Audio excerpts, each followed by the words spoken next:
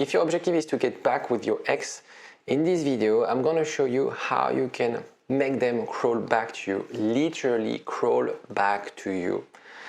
I'm pretty sure this video will be the most important video you'll be watching today. If your objective is to get back with your ex, I'll explain everything after the jingle. IGetMyExBack.com. Everyone deserves a second chance. What I'm about to tell you is based on hundreds of cases. I help clients on a daily basis get back with their ex, and I've been doing that for years now. There are three main criteria to determine whether you can get back with your ex. First one is that your relationship was strong enough, that you've been together for years and that you were able to build something together. Not necessarily meaning having kids, but you've built something together. You had strong memories, you had strong emotional connection, right? And what determines the sense of success at this stage, it's you. It's not them, it's not me, it's you. You are the most important and critical aspect of relationship recovery. And I've looked, so before I did this video, I looked at recent cases, and really what determined the success is really about my clients, their attitude, their mindset, and whether they were able to apply those tips that I'm going to reveal. Now, of course, not all relationships can be recovered, and not all relationships should be recovered. I can't really judge whether they should be recovered, but I can assess whether they can be recovered. And to do that, I put together a quiz for you to know if you have any chance to get back with your ex. The link you'll see is in the description and also in the first comment of the video. It basically provides you a snapshot of likelihood of you getting back with your ex. It takes 2 minutes to complete. There's about like 20-25 questions, and it's totally free. But at least you know your chances. You know, you have like an overview whether it's likely, less likely, or not likely at all for you to get back with your ex. Have a look if you haven't done already, because it will provide you some insights that are extremely helpful in your case. So first of all, you have to understand that deep inside, your ex wants you to succeed. It sounds a bit weird when I say that, and I think I might be the only one thinking that, but by experience, this is what happens. And the reason they want you to succeed is because they were happy with you. You know, remember we assessed whether your relationship was strong enough. So why would they shut the door to that opportunity to be happy again? You know, if the climax of their happiness in their life was to be with you, of course something happened in the relationship that created that breakup, that created that friction, that led to that breakup. But deep inside, they want to be happy again. And so what we're going to do, what I do with my clients and what we're going to do in this video is, again, I'm going to show you that you can open the door. You can show them you're going to open the door. And that will make them react. That will make them crawl back to you, right? This is what we want.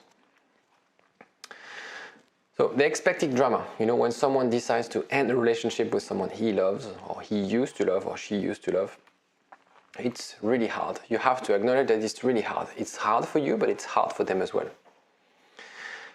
And they expected this to be really hard emotionally, right? They assessed for a few months, sometimes years, whether they should end the relationship, and so they had this burden for months. And when they told you, we need to talk, this, you know, awful sentence that we hear sometimes, like, we need to talk, they expected drama, but you didn't make things worse. You've told them you disagreed, but accepted. You show them strength, your value, right? And if you're watching this video after being clingy, after having spammed them with messages, it's fine. It's never too late to show your strength, to show that you accept, right? You've planted a seed in their mind. So when you do that, as soon as you show your strength, as soon as you show that you can man up if you're a man, or you can show that you're not too emotional, that you can deal with that, you're planting a seed in their mind. And this is the first step. This is what would create something within their mind. Think of it as, you know, there's a lot of things about the first impression when you meet someone, about a few milliseconds when you see that person, you have a first impression. It's exactly the same for the last impression. You want your ex to remember you based on that last strong impression. So think about whether you want your ex to remember you as someone who cried or someone who yelled at them, or someone who was very mature in the way they dealt with that decision. Okay, so remember, and if the last time you spoke with him or her was, the yelling, the crying thing, maybe try to find a way to reset this and leave a better last impression. And then what you'll be doing is planting a seed in the head. And now it's the life without you. So you have to acknowledge that when you break up with someone, and you've probably been in that situation before where you took the decision to end a relationship, you're making a bet. You're making assumptions. Assumptions that I'll be better off single or with someone else. You have to understand this is a bet. There's no certainty in this decision. And when you make a bet, you can lose, right? And so what you have to do is to show them that they're wrong. Okay? It's based on an assumption. Of course, you can think about rational things. You can think that it's emotional. I don't know a lot of breakups, or actually from my clients, where the ex was sure 100%. Never sure. They always doubt. You can always cast doubt in their head because they're never sure about the decision. Never forget that. Okay? Regardless of what they say, regardless of what they are showing, unless it's been years, your ex, when they make the decision to end the relationship with you, wasn't sure. He or she made a bet. Okay? So case one, they're in a rebound relationship. So rebound is when they date someone shortly after the breakup. First of all, it's not the end of the world because most rebounds are bound to fail, right? It actually could be beneficial. The reason it's beneficial for you is that the reason they date someone new is because they need someone to cope with that pain. Okay? And so they use that person. They didn't sort of find this person. They just they are using that person as a coping mechanism because that breakup was so hard and because being single is so hard. Okay? And it's very different than when you're single and happy and you meet someone to add something to your life. Okay? Now they're missing something and they just want to fill that gap with someone. It's very different, and that's why most rebound don't last because they can't compete with your relationship. And they can't compete, so they'll compare. Okay, it's normal. They compare that new guy or that new girl that they've met randomly with your relationship that was years and years, with your relationship where you built something strong, with your relationship where you had like strong memories, that strong connection, that thing that you know is unique. And you know they know what you had was unique. Okay, and how could they compare this with that new person? Of course, your relationship will win all the time. What you have to understand is you have to be aware of the timing because they will go through that a honeymoon phase like any relationship, and you don't want to interfere when they're, that intensity of the relationship is rising. It's rising. You have to let things unfold organically. At some point, this relationship will fail, and you have to be there when it fails. If you show up too early, you're going to come across as interfering. If you come across too late, they actually might be resetting and be happier being single. So it's really about the timing here. Case number 2, single. In this case, obviously, the recovery might be faster because, as we saw, you have to wait for the rebound to collapse to get back with your ex. You still, however, offer some space. It's very important. That's why I talk about no contact. That's why you can hear a lot about no contact online. The no contact is really about resetting everything. You have to start fresh. You shouldn't start where you left it. You should start a new relationship, okay? And so that no contact, that space will force the resentment to fade away and happy memories to resurface. So we have something in our brain that sort of erases our bad memories and keeps the good ones, okay? And what would trigger them to crawl back to you is when they see you. Now bear with me, the next slides are super important. a piece of paper and write them down. Action. It is time for action. It's time for coaching now, okay? First of all, analyze the root cause of the breakup. And when I say the 50-50 approach, because you have, mostly from people who are watching this type of content, they really want to understand what went wrong, they want to learn, you're eager to learn and to progress, which is great, but sometimes you have the tendency to blame everything on you. You think like, that's all my fault, I was too complacent, I didn't invest in the relationship, and you list hundreds of reasons why they broke up with you. The root cause of breakup is usually 50-50. Something triggered you, you didn't answer the right way, and that created a snowball effect. Could be something like this. But it's always like this dance of them maybe not being there for you, you not feeling heard, and creating that resentment years and years and years. And so remember this 50-50 approach. Don't blame yourself, don't blame only your partner. You are partially responsible for that breakup. Now the tip is, list the resources you need to address these problems. So once you've analyzed the root cause of the problems, being objective about those problems, see whether you need to learn something new, whether you need to go through therapy, whether you need to go see a coach, find mentors to help you fix or address these sort of problems. Something created that breakup. If it's something that is based on the context, i.e. you can address it, you can fix it, you can change it, then find how you can do it. Try to do it on your own. By experience, it's really hard, because the problem is that relationship recovery is also, there's a timing aspect of it.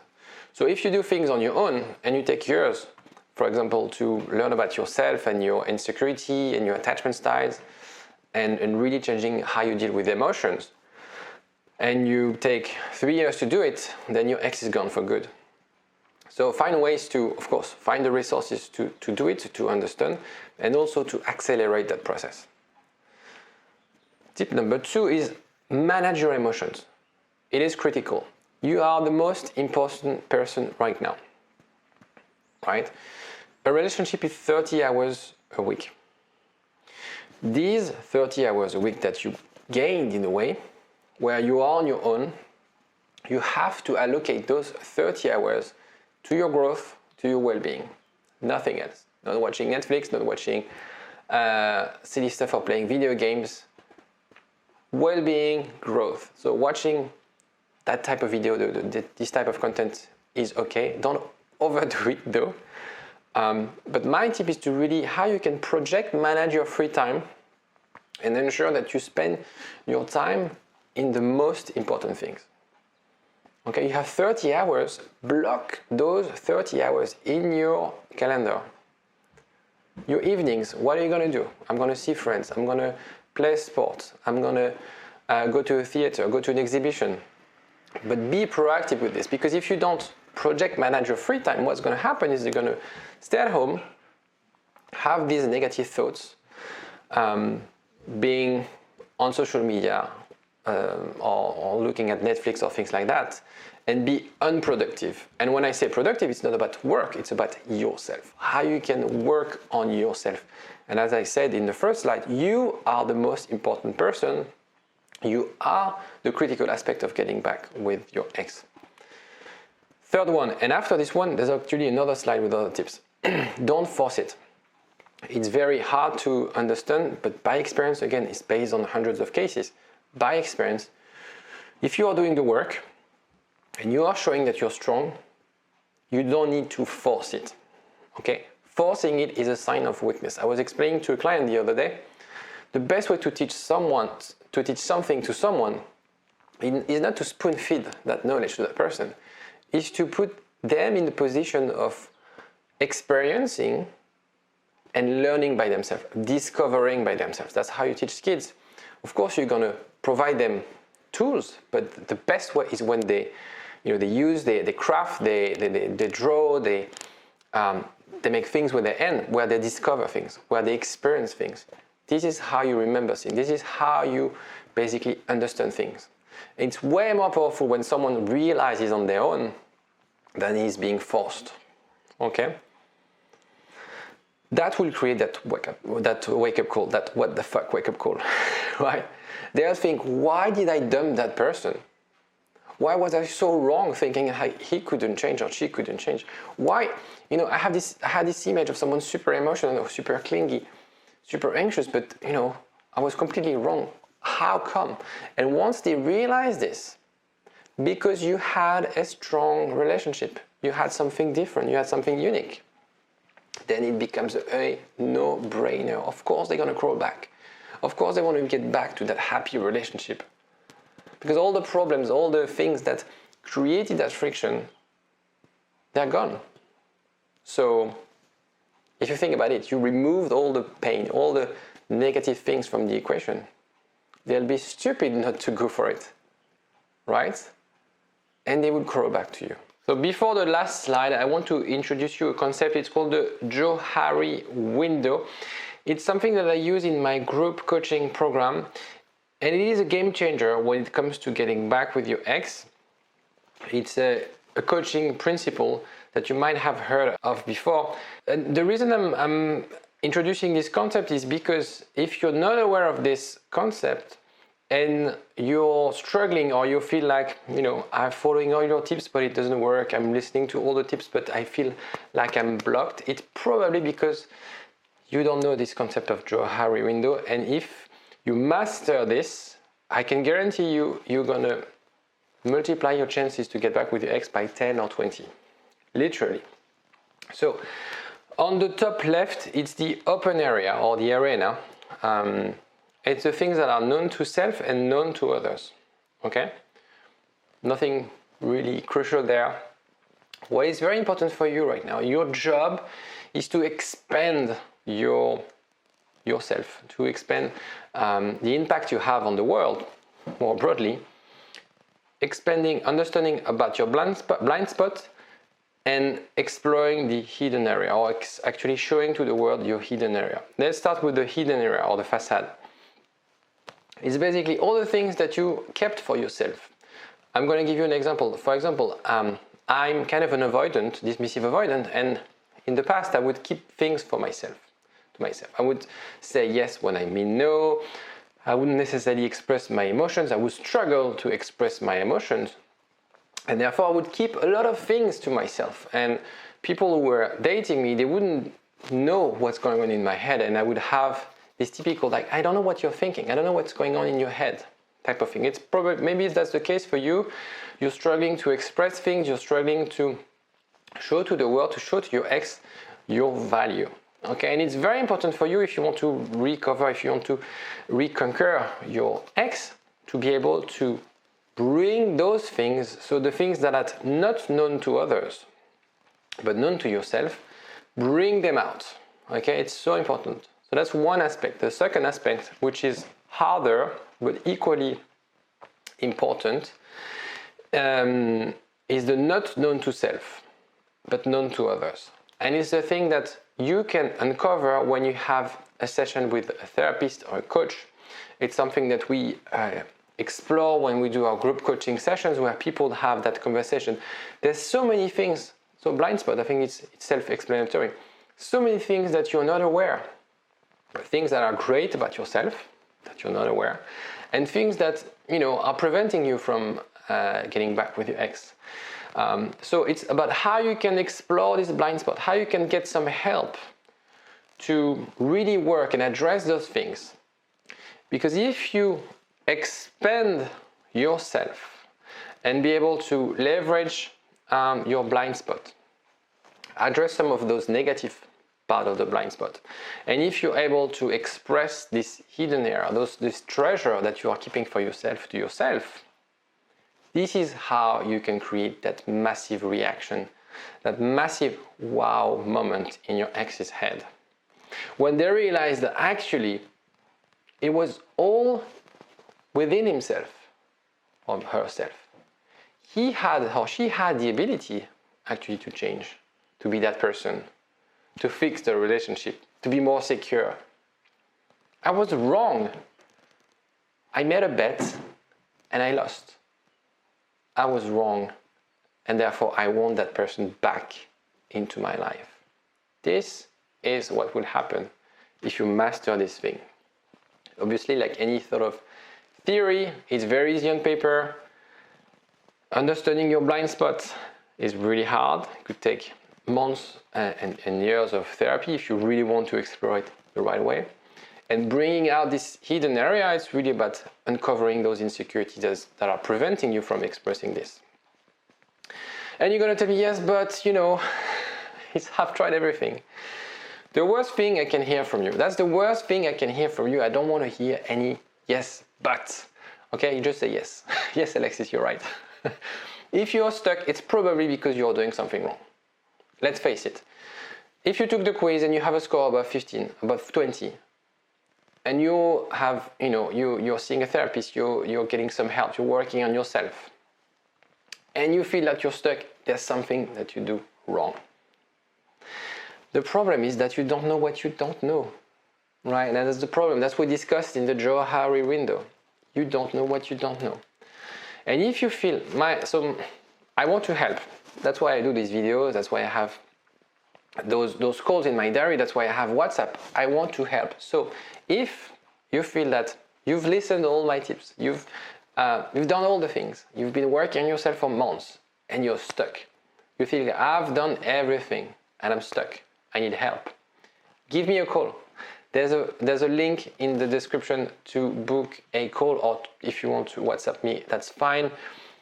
Get in touch with me and I'll be more than happy to help. Obviously, my time is quite limited, so I provide some tips and help you in your situation. But don't stay stuck for months and months. I have almost on a daily basis people calling me saying like, I should have called you 6 months ago. After those 15 minutes, of course, like, now I see clear. I have I can make the first step. I'm not stuck anymore. So watching my videos is great. Other videos is great. Learning, growing is great. Working on yourself is great. But if you feel you're stuck, how are the next actions? How can you get unstuck? Take action. Give me a call, WhatsApp me. I'll be more than happy to help. And I'll be actually more than happy to meet with you, because that's also very rewarding to meet with you. And in any case, if you like this video, if you learned something new today, don't hesitate to click on the like button and also subscribe to the channel and take a deep breath in and out. And I'll see you tomorrow. Bye-bye. igetmyexback.com. Everyone deserves a second chance.